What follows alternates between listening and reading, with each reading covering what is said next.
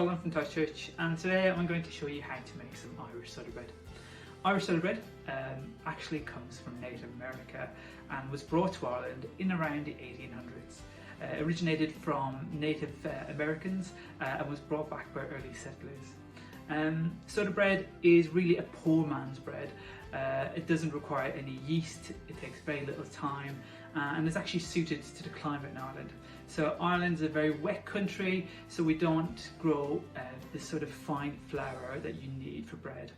Also, because it doesn't have a rising agent, there's very little time involved in making the bread, and so it was ideal for the peasant farmers in Ireland.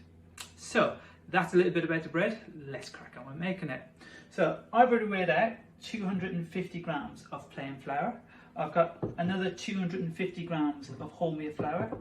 I've got a teaspoon of salt. I've got a teaspoon of bicarbonate of soda, and I've also got 300 mils of buttermilk. Now, the rising agent is the mix of the bicarbonate of soda and the buttermilk. So this is why it takes so quick. So what we're going to do is we're going to crack on. Let's mix these ingredients together. So literally we just take the dry ingredients. So we mix our 250 milligrams of plain flour, 250 milligrams of wholemeal flour. We take our teaspoon of salt, whack that in there. Teaspoon of bicarbonate of soda, pop that in there. And then we're just going to make a little well in our bread, as you would with a normal loaf of bread. So we've got our well. Now, you might need a bit more than 300 mils, but we'll go with this. So literally put your buttermilk in, like so.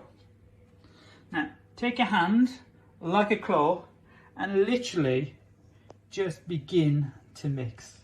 Now, this bread mix is a great one for kids because they can just get their hand in and just mix it around. We don't have to worry about any yeast, and they can just really get stuck into it. Okay, so this is a little bit dry, so we're going to add a little bit more of our buttermilk in there, and I've got some more on standby should I need it. You can see it's starting to come together now. Now, what's going to make this rise is the combination of the bicarbonate and the buttermilk. So it's a chemical reaction.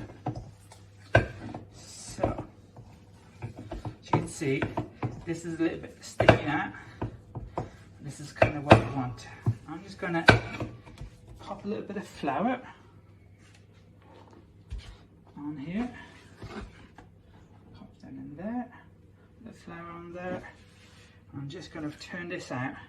I'm just going to shape it into a round loaf like this.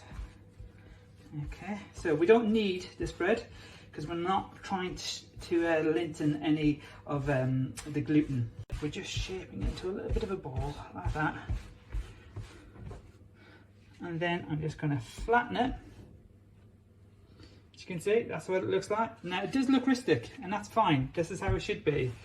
It's not a lovely French loaf or a nice pain au jour or anything like that. And all we literally do now is a little bit more flour on top, like that, bit of dusting, give it a wipe, like that, and then pop it onto a grease-proof paper or baking parchment tray, like that. And then we're going to get a sharp knife. We're going to put a cross in it, like so. Now, Ireland is full of myths and legends. Now, some would say that the cross symbolises Christianity. Others would say it's to let the fairies out. You can make up your own mind as to what you think it actually means.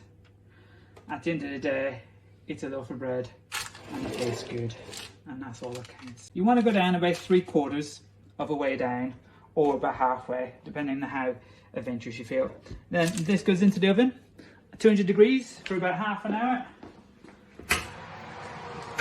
Pop it in, and when all that's done, when it comes out nice and brown and it's hollow to the touch. So guys, it's been 30 odd minutes, so we're going to check on the bread and let's see if it's done.